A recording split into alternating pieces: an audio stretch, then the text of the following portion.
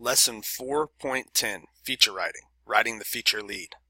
So at this point in your process, you should have most of your article finished. You should have your nut graph that has the who, what, and where, why, and how.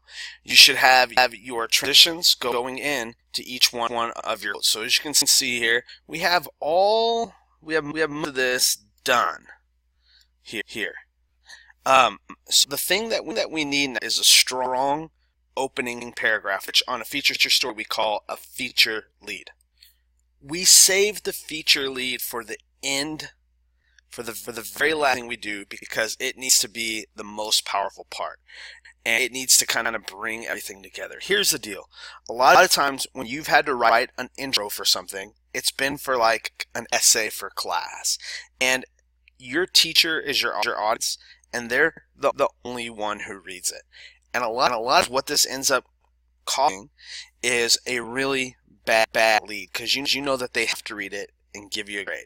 So it's an afterthought. In journalism, we have a very different situation. Nobody has to read what you write. In fact, our assumption is that we have to make them care. So if we don't have a good intro, if we don't leave them with some questions that they want answered so they can read on, if we don't draw them in, then they don't care and they're not going to read it. And the worst thing that could happen is you do all this work and then write something that two sentences and people bail on you did a lame intro. So you want to spend some time really cleaning out some different version feature leads, picking one that you like the best. There are actually a lot of different ways to do a feature lead. There's different versions of them. There's you should do and shouldn't do. For this video, I'm just gonna talk a most common way to do it, the easiest way to do it. This doesn't mean it's the only way, but I'm gonna show you how to create a feature lead that sets a scene, that sets a tone, and leaves your audience wanting to know more. Let's start by looking at a really good feature lead. This, in 2018, one of the most viewed articles on Sports Illustrated, and one of the most read articles. So it obviously did something right. Now, it's an important story. It's about LeBron James deciding where he's going to go after leaving England and deciding to go to the Los Angeles Lakers. But the very first paragraph is a great example of the kind of feature lead I'm talking about. The kind of has a lot of description, that if you closed your eyes, you could almost picture it. It really describes a little scene, a dramatic scene that sets the tone for the rest of the article and makes you want to know more. So let's look at it. The first paragraph says, 3 days after he lost the NBA for the 6th time, LeBron James underwent a root canal. For 72 hours, he sat alone in his Ohio mansion, wife and 3 children away at an out-of-town AAU unit, flanked only by a chef preparing meals he wasn't able to eat. As he recovered from one root canal, he pondered another, more painful and stubborn. The Warriors, as usual, gave him something to chew on. Great imagery. This article is not about LeBron James getting a root canal now, but that little story or image, that true story or image, sets the tone for this really hard decision and this really uncomfortable thing that LeBron went through by getting beat in the finals so many times, where he is done with it and he's ready for something new. And it's set a picture of someone thinking and deciding and going through something hard and frustrating. And that's the perfect tone for the article. And if you notice, all it really did was describe a little scene. So let's go back to sample article. We know what is unusual about this story. The story that we're working on here is about a 10-year-old that is a sophomore in high school. And we give all the information in the second paragraph here, and then in the nut graph, and we have plenty of quotes about it, but we need to set the scene.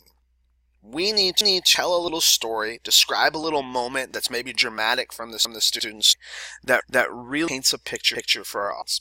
So if you remember on the last video, there was one last quote about backpack being too big that I couldn't really find a place for in the article, when I said I'm going to use for something else. Well, here's where I'm going to use it. That image really stuck in my head. In the quote she said her backpack is so big on her because she's small that she felt like she was going to tip over. And that image is the picture I want to paint for my audience to draw in. So I'm going to take a second. I'm going to write a feature lead, and then I'll pop it up on here at the top. Before we look at this lead, I do want to explain the process. You should always write more than one version of each lead. I usually say, come up with that three different ways to start your article. 3 descriptions, 3 different things. I did this and I picked my favorite one, which is the scene that mentions the backpack, and I did some versions of this, but this is my favorite. Notice I'm going to use description. I'm going to describe a scene. Notice not going to directly to the audience. A mistake a lot of people make is they use you. They say you do this, you see that. It's very easy to fix that. Just change that you to a he, she, or they, and it works the same way. So we don't want to directly address the audience because that's a little weird and makes them uncomfortable. So let's read the scene and see if it leaves you wanting to know more. At least a foot shorter than everyone else, a young girl walks the hallways of the building. People stop and stare, with both their lockers and their mouths hanging open. To them, it seems like a child is lost and at the wrong school. They watch her struggle under the weight of what looks like a huge backpack on her. She looks like she's about to tip over, and then she makes a sudden left turn and sits down in her soft English class. The idea with this feature lead is that you could close your eyes and picture it like a scene in a movie. If you can find that surprising or dramatic moment in the article you're writing about, if you can create a scene for your audience that makes them say, wait, what is happening here? I want more. Then you have drawn them in and want to know.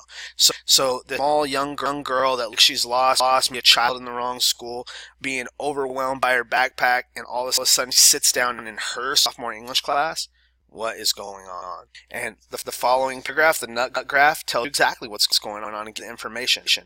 And there the story unfolds and tells us exactly what's happening. So your challenge on your article is to come up with maybe 3 different versions of ways you could start it and really work with it. And the reason I say 3 versions is because usually your first idea is not necessarily your best idea. Your first idea maybe springs to something else.